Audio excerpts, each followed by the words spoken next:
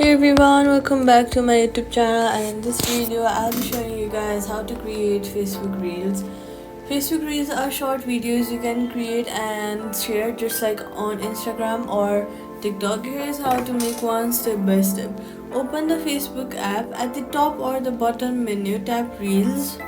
You see short videos from others and the option to create your own. Now on the top, click on the plus button and click on the reel. Now if you want to create a reel on your own, you can choose any video you want or any photos you want. Next, after you choose a photo or video you want to choose, you can add audio, add in text, use effects, stickers, save. You can also save, and yeah.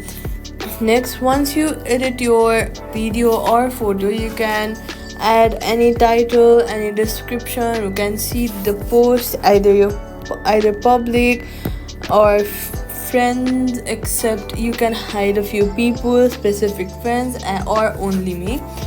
Next, if you want, you can add a poll, tag people, location of where you are, and if you want your post to go on Instagram, then just click on Instagram.